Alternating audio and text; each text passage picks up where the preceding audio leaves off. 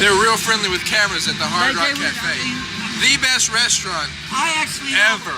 I hate chains. The guitars. But I love the Hard Rock. Why? I like those legs. Hard Rock's got a chain. That. Hard Rock's a chain restaurant. But I like it. I like the Hard Rock.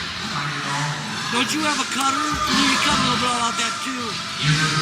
Not with me. A little too much schmuck. Gotta cut the schmuck off of that cigar. Yeah, from like here back. Where's the Gibson Theater? The Gibson Theater? Right down the hill. Oh, the amphitheater? Yeah, it's right here. Do a good job. It's an amphitheater? Do a good job looping that cigar up and it might leave you a $20 tip. Damn.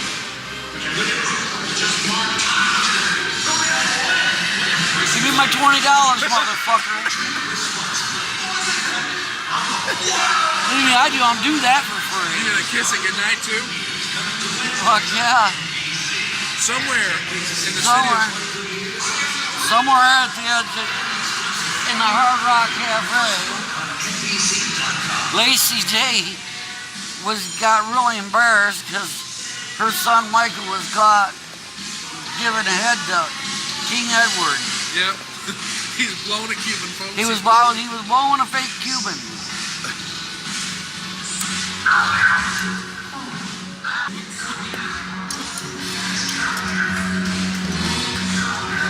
I like the detail they put into that fender. No smoking in California. All the wood. This camera's gonna have like ash and booze all in it. Just filth. We're just filthy fucking folks. Just filthy fucking folks. Somewhere in Dallas, there's a gay man with a cigar burn right here.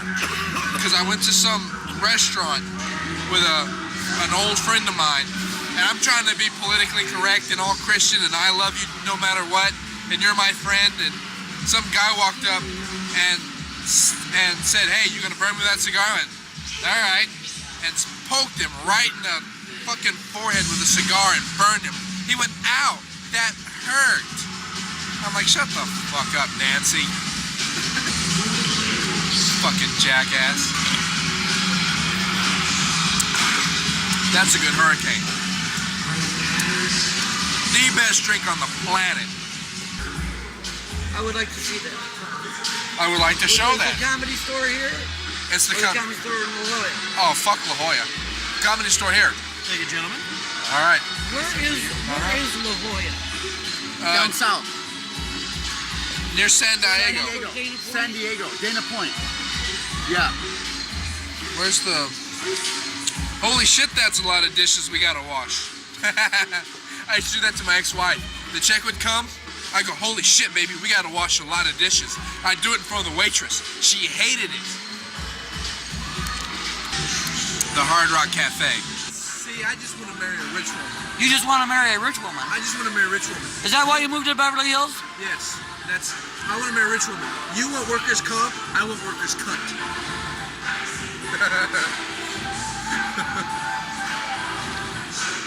Well, if my workman's comp settlement works out good enough, I probably will have the money to hang out in places where I can, you know, get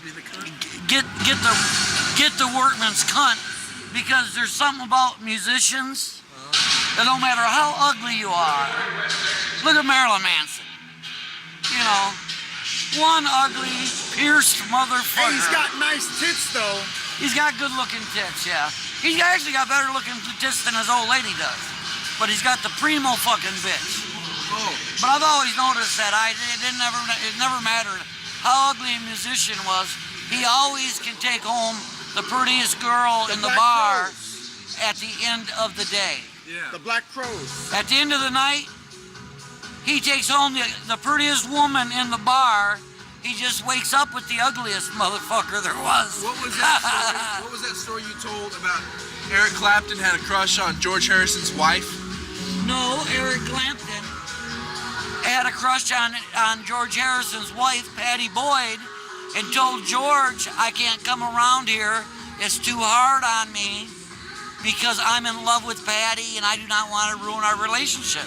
And George Harris has told him, Eric, I'm a Beatle. I can always get another woman. So him and Patty got a divorce. He talked to Patty and found out that Patty actually had feelings for Eric too, and their relationship became estranged. So the day after their divorce was final, George Harrison stood up as best man at the Patty Boyd and Eric Clapton wedding. Now, is that rock and roll for you or what? That was back in the days, you know, you could fucking fight them and run a fucking foot race and not have to worry about getting a blister on your foot. Nowadays it's just fucking crazy. You know? Pretty soon we're gonna stick our dick in a bitch and blow up. Sobriety sucks. West side. What are you eating, Mike? Mac and chicken pasta with a good Irish stout beer. Oh, this is living. You've got to try one of these sweet potato fries. I am washing down some Matt Anthony's from Van Halen's barbecue recipe for short steak with a hurricane. It'd be easy for me to tell you what's not in this drink than to tell you what's in it. Oh, waters of paradise.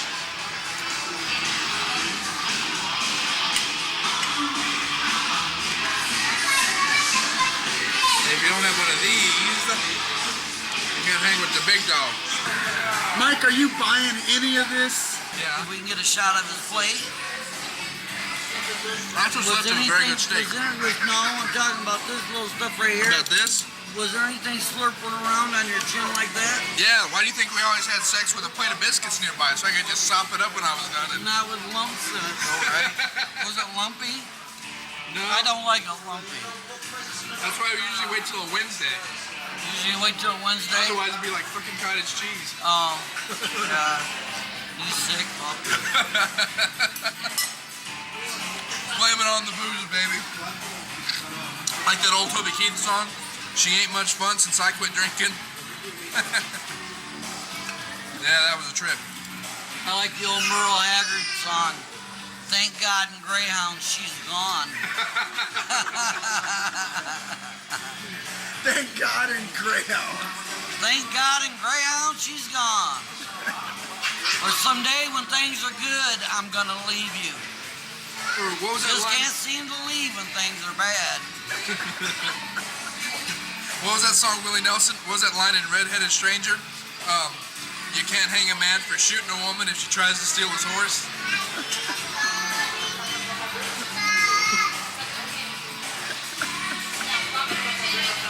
Oh. Willie Nelson's son-in-law used to be the country singer Steve Wariner. Really? Yes. I didn't know they were related. Steve, well, how he got his start was Willie Nelson trying to make amends with him so he wouldn't press charges on him, or he dropped the charges on him because Willie Nelson's daughter come up to the house one day and had a black eye. Willie Nelson loaded his .22, the kind with the 15 rounds, go up the top. Tube loaded. Shot the son of a bitch 15 times and never hit a major bone, or never hit a bone or a major fucking artery or An organ. organ. But he hit the piano. But never could figure out how he did that. But he settled it by getting him a recording contract. Steve Warner's made a lot of money since then. Sometimes you got to take a shot for the team. Yeah.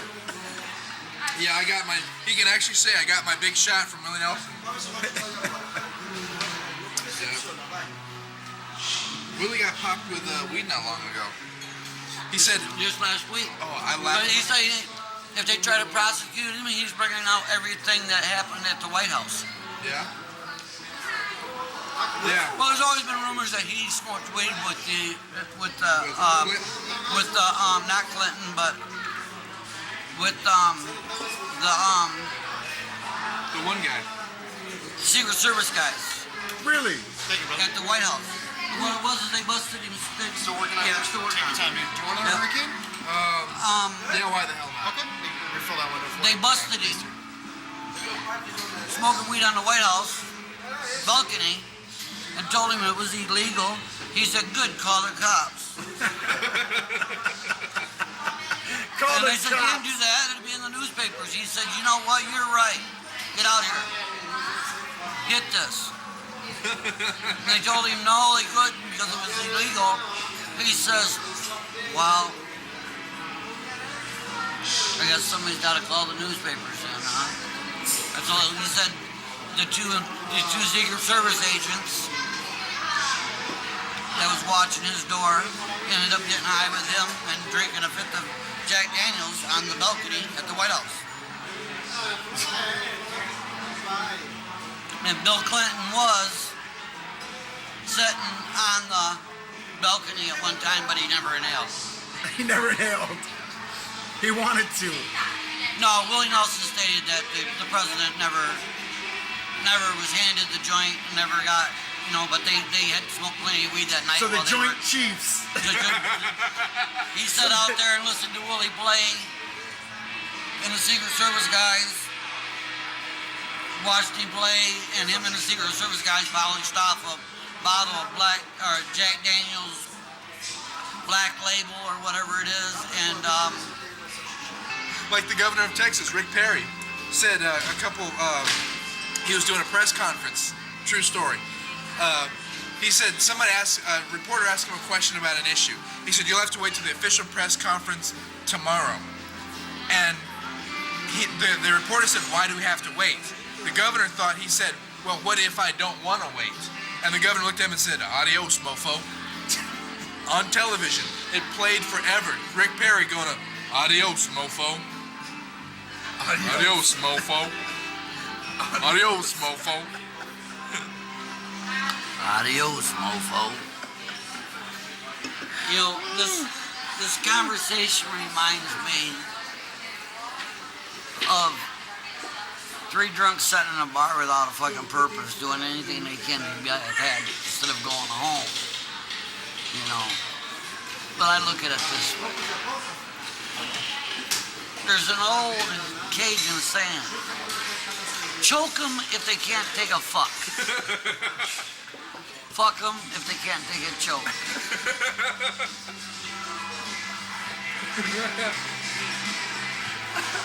And if things get too ridiculous, cut the motherfucker off. But on a serious point, kind of seems like this camera keeps getting quick. Just getting closer and closer. It's like having 3 CCD contact lenses.